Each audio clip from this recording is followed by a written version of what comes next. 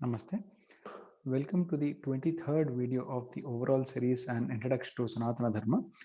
In this particular video, we talk about a concept that is provided by Sanatana Dharma called the gunas or the three gunas. Why I have all of you, unless you're completely unaware about Hinduism, would have guessed that the background image that I have is that of Kali Devi. The thumbnail I have for the video is that of Lalita Devi. Now, why I have these two, I'll explain as we go forward. Let's get into today's video. I'm guessing today's video should be relatively short. Let's see. So, today we talk about a concept called guna or trigunas, three gunas. The word guna stands for quality or characteristic. Uh, Again, a universal concept provided by Hinduism. Now, since guna means quality or characteristic, triguna basically, or the three gunas basically means three quality or characteristics. Now, these are present everywhere in everything, including Ishvara. We'll talk about that. And what are these three? The first is something called the Sattva Guna.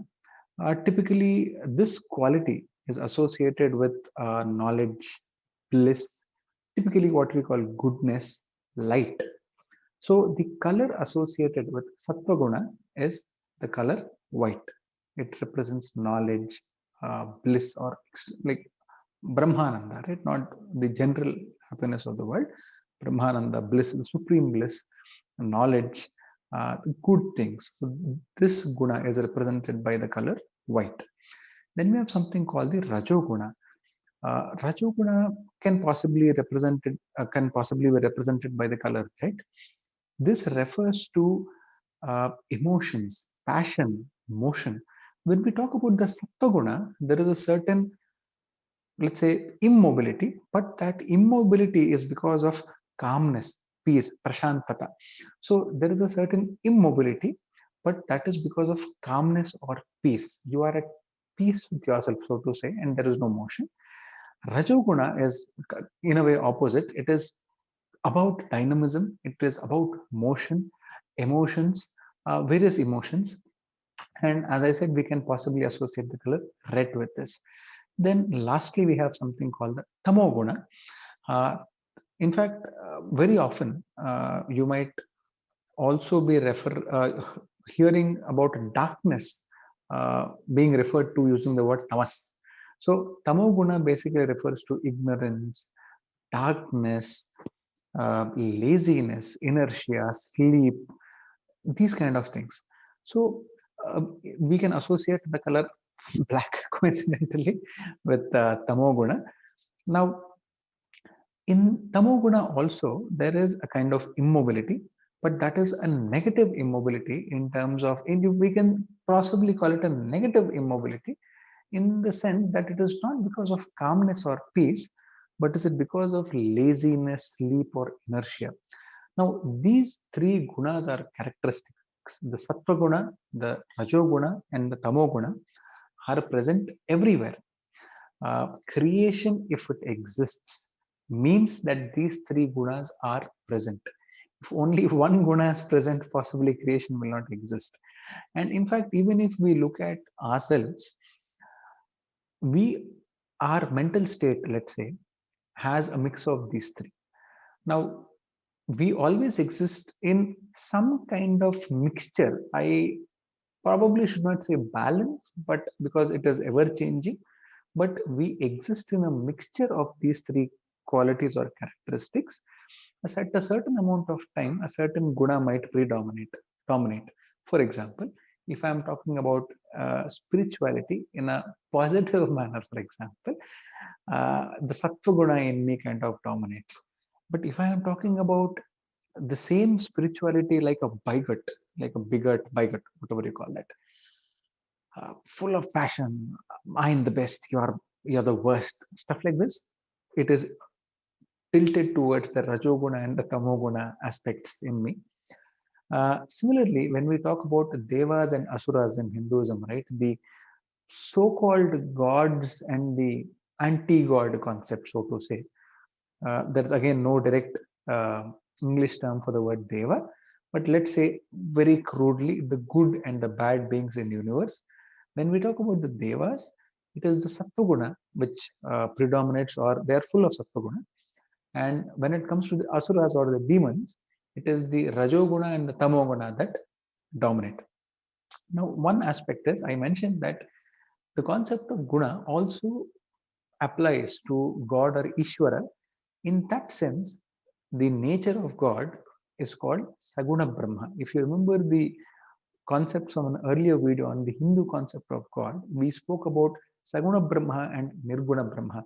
So when we talk about Ishvara as having form, when we look worship God in a form, we are basically referring to Saguna Brahma.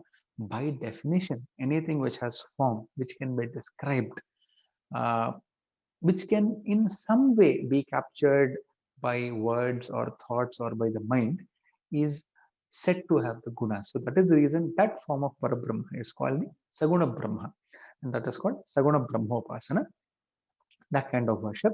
Then when these gunas are not there, so the concept of being gunatita or gunatitaha, strilinga pumlinga, where Parabrahma is beyond these gunas or qualities, there the term applied is Nirguna Brahma. That is the actual true nature, if I can use that phrase. However, because we do not understand certain things, uh, Parabrahma takes on a certain form and Nirguna Brahma becomes Saguna Brahma. Now, let's come to, we said that deities can also have gunas, right? Let me talk about this a little more. This would be the last slide for today. Now, if we look at the images that I have today, so what I have behind me is Kali. When we talk about Kalika Devi, the Rajoguna, the Tamoguna aspects dominate. When we talk about the thumbnail, that is Lalita Devi, where it is about Sattva. Similarly, if we talk about Shiva, for example, Sadashiva, the Sadashiva form or the Dakshinamurti form talk about Shuddha Sattva, Kala Bhairava. That kind of form is about the Rajoguna, Tamoguna. If I take Vishnu, possibly something like Narasimha, because there's a lot of passion which is shown or which is made outwardly visible. Because of that, we can say that it is a Rajasic form. However, at the core, even the Narasimha form or the concept of Vishnu himself, Vishnu, these are purely sattvic. That way, any deity we take has sattvic forms, has a rajasic or tamasic forms also. Why is this? Sanatana Dharma gives a lot of freedom to the seeker or to the worshipper.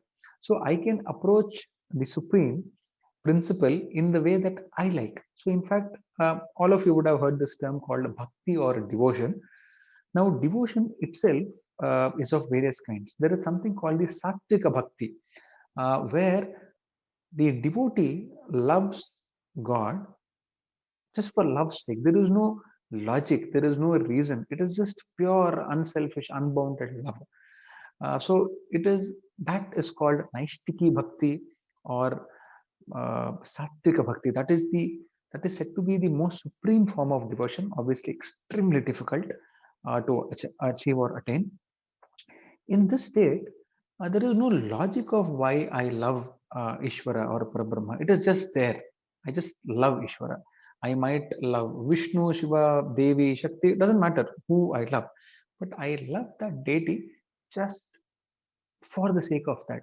In fact, the bhakta or the lady or the man, whoever it is, reaches a certain stage where they say, I don't even want mukti. I just want to gaze upon your form. I want to sing your praises. I don't want mukti. I just want to be the way I am. I just want to gaze upon you. So that is something called Sattvika Bhakti or Naishtiki Bhakti, said to be the supreme form of Bhakti. Then there is something called the Rajasika Bhakti or Gauda Bhakti. This is the typical devotion that most, if not all of us have, where we worship uh, God because we want something. In the Bhagavad Gita, Krishna says, uh, Chaturvidhaha bhajante mam janaha sukritunojjana arto jignasurartharthi jnani cha bharatarshabha. Artha jignasuhu artharthi jnani. So there are four ways or four kinds of people who kind of invoke me, who worship me. The first is an artha, who basically is in some trouble, like jignasu, somebody who's curious. Artharthi, who wants something. Okay, it is not that he or she is in trouble, but he wants something. I want a child, I want some money, something like that. Jnani is somebody who's like ultimate realization. He has realized God. So a jnani and a Naishtika Bhakta are the same. Okay, they are different paths to God. One is Bhakti Marga, one is probably Jnana Marga, but ultimately they are the same. So a Naishtika Bhakta and a Jnani are doing the same thing, are at the same stage. So, but most of us have this Rajasika Bhakti or Gauda Bhakti where we worship God because we want something, right? Then we talk about the Tamasika Bhakti where there are certain generally prohibited items or generally prohibited practices that are invoked. For example, I can invoke Devi, Shakti as Kali, where there is this, a lot of you may have heard of this concept called Aghora, where it is also called the Vamachara or the left hand path. And there is something called the Dakshinachara or the right hand path, which is typically about Sri Vidya. Now, in Aghora, so there are three terms that I read in a book. It is Shighra, Ugra, and Tivra. Shighra, it is a quick path to God. It is Tivra, it is an intense path. And it is an Ugra. It is a very, I don't think there's a direct translation of the word Ugra, but let's say a very angry, very intense, a very passionate form of worship of God. Uh, Vamachara is not recommended because of various reasons. However, in the Tamasika Bhakti, there are certain prohibited practices in to attain God, or that kind of bhakti is being practiced because I want to destroy somebody. Obviously, not a desirable aspect. Uh, the best form of bhakti is the Sattvika Bhakti. Rajasika Bhakti is what we have. It is not wrong, but it is recommended to strive to attain Sattvika Bhakti. Tamasika Bhakti, for obvious reasons, is to be avoided at all costs. Now, we also have this concept where if we take Parabrahma, Nirguna Brahma, the moment that Nirguna Brahma takes form, there is duality, there is Shiva and Shakti. So Shiva and Shakti there are, like you can say, Saguna Brahma. That Nirguna Brahma, which has no form, has suddenly taken the form of Saguna Brahma, where there is a duality of Shiva and Shakti. Now Shiva again is the purely sattvic form, where Shiva is just a witness, a sakshi of everything that is happening in creation, that dynamism, that motion is the Rajasic aspect, is Shakti. She is the motion, she is the dynamism, she is the creation. Shiva is the sattvic principle who is immobile and is just a witness to everything. Now, unless these two exist, these two are inseparable. Remember that shloka, Vagartha Vivasamprukta Vagartha Pratipattaye from Kalidasa. The way a word and its meaning are inseparable. Shiva and Shakti are inseparable. So, though we assign certain gunas to these divine concepts, they are ultimately inseparable and form an inseparable unity without which there is no creation, right? When these two unify, the Leela, the divine play, creation ceases to exist.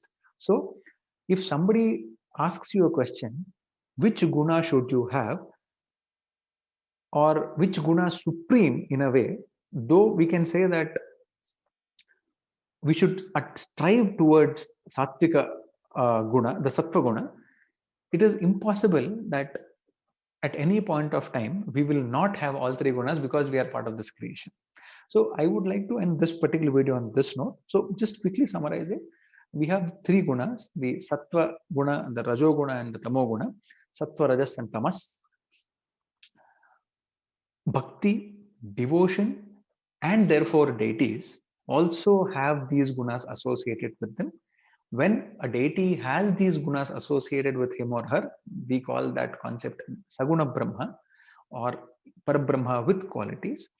When we talk about the ultimate nature of Ishvara, we talk about Nirguna Brahma, where Parabrahma is beyond these concepts, and therefore that concept is called Nirguna Brahma. And the one thing that we need to remember is creation exists because these three gunas exist in some mix or the other. Obviously, it is recommended or it is good for us if we can strive towards increasing the sattvic aspect of it. However, without the rajoguna and the tamoguna, there is no balance. In fact, let me go a step further. I spoke about inertia or sleep, right? Tamoguna. Is that something bad? If we don't have sleep, we don't have that rejuvenation, right? So it is not that anything is bad in itself. What we do with that, so that is the beauty of Hinduism, that nothing is bad in itself. Everything has its own place, everything has its own value. It is about how we use that, how we apply that, that the concepts of good, bad, this relative values come up, right? These dualities come up in terms of the application. By itself, nothing is necessarily good or bad. If I don't sleep in the night, I get up tired, right? I will be irritable the entire day. I will not have, I will probably be in the tamasic and rajasic modes, and I will not have the mental mood to push myself towards going into a sattvic mode, right? So that way, let me reiterate, nothing in itself is necessarily good or bad. It is about how they are applied, how they come together, and how they work. Let me end this particular video on this particular note. Please take care, stay safe. Namaste.